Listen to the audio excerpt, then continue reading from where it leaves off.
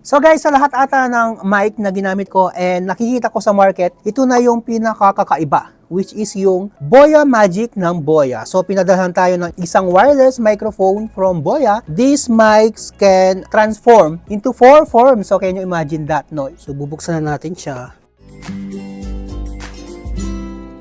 So, ang laman ng box is itong high quality premium na Boya pouch para siyang water resistance, color black. So, napaka-premium, ang ganda ng quality. So, bubuksan na natin siya guys. Meron siyang dalawang dead cat. Kapag nasa labas kayo or may vlog kayo sa labas, ito yung ginagamit na pang filter ng noise. Meron pa tayong isa pang dead cat na medyo mahaba. Pwede itong gamiting handheld. So, itong ilalagay sa kapag kina-handheld mo siya. Next one, receiver na pwede siyang pang iPhone. Ayan. Lightning. Ito naman is ginagamit to kapag gumagamit kayo ng camera. Meron siyang Type-C at yung pang audio. Ayan. Meron tayong dalawang cord. Isang Type-C to Type-C at isang USB 3.0 to Type-C. Charger to guys. Uy, meron pang isang cord. Ayan. Ginagamit siya sa mga camera. Pang ano to, professional camera. Meron din siya kasamang mini tripod. And the last but not the least, ayan. Ito mismong Boya Magic wireless microphone. I'm so excited to use this one. Ayan guys, meron na siyang foam. Ayan. Ito siya kapag may foam. So, pag tinanggalan natin ng foam, pag binuksan natin to, andito nakalagay yung transmitter. Dalawang transmitter. Yan. Dalawa siya guys na magnetic. So, ito na rin yung charger. So, kapag tinanggal mo siya at binalik mo, didikit siya guys. Hindi siya basta-basta mahuhulog. And if mapapansin nyo, no, napakaliit niya. Parang capsule size lang. And then, kagandahan dito guys, pwede mong ilagay itong Type-C receiver or yung lightning na receiver. Magnet siya guys. Ito na ngayon, papasok yung mga foam nila. So, this one, kapag gusto nyo lang na medyo formal, pag mag-interview kayo, ayan, use this one na color black. And then, meron din silang iba-ibang color na foam. Meron siyang blue. Ganda. Parang siyang popsicle. Meron din siyang red. Ang kulit parang mga lollipop. Tapos meron din siyang yellow. Parang siyang ice cream banana flavor.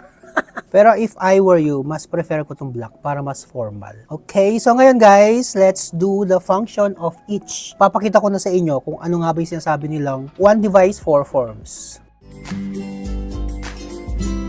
Okay guys, so dito na tayo sa part na check natin yung mga function nitong ating Boya Magic wireless microphone.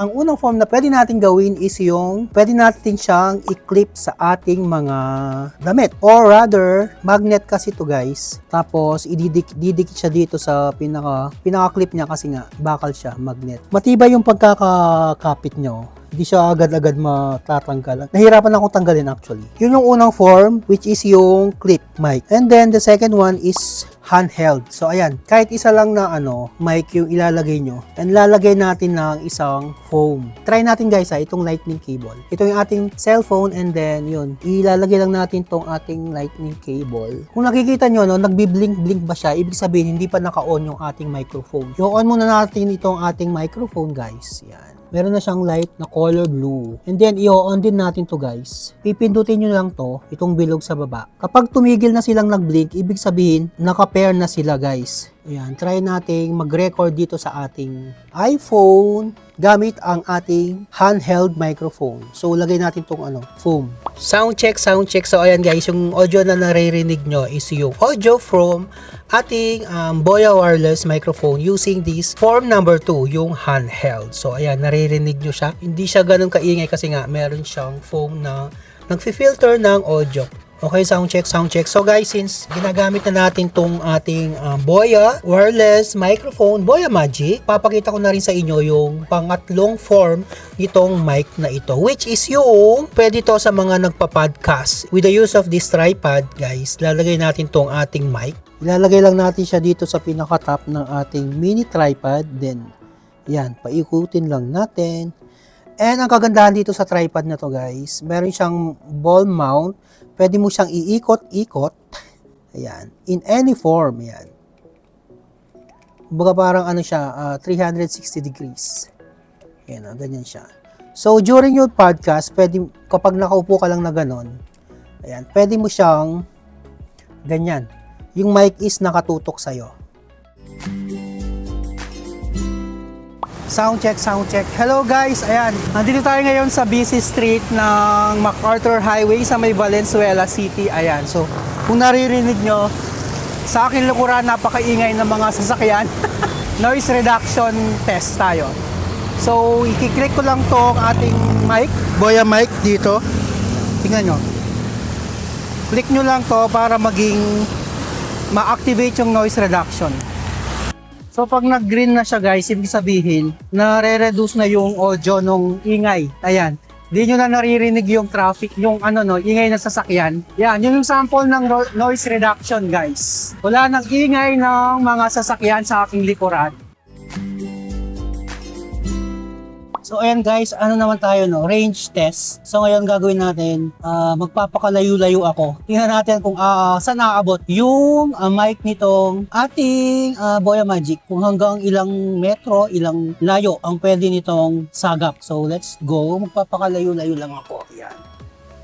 Okay, sound check hanggang dito sa may fountain ng People's Park. So abot pa yung audio ng Boya mic. So medyo lalayo pa tayo ng konti. Yun, hanggang dito abot pa naman yung audio na Naririnig nyo pa ba? Hindi na ako magpapakalayo-layo kasi hindi naman aabot ng ganong kalayo pag nagbablog kayo unless meron kayong vlog na talagang kailangan ng long range ng video at audio.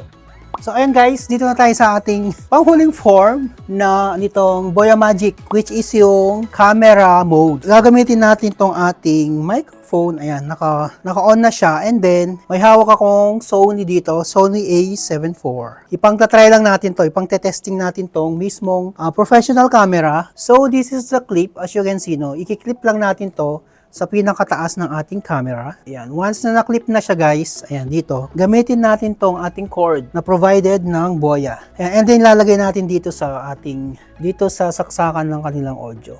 Yun. So nakasaksak na siya. And then ito naman dito sa inyong camera. Saksak natin to. Yan. Okay na siya. Ganyan yung itsura niya. And then after that, so i-on natin siya guys. Once na nag-blue na siya, nag-stop na yung blinking, ibig sabihin, connected na siya dito sa ating handheld mic. Try natin guys mag-record tayo dito sa ating camera.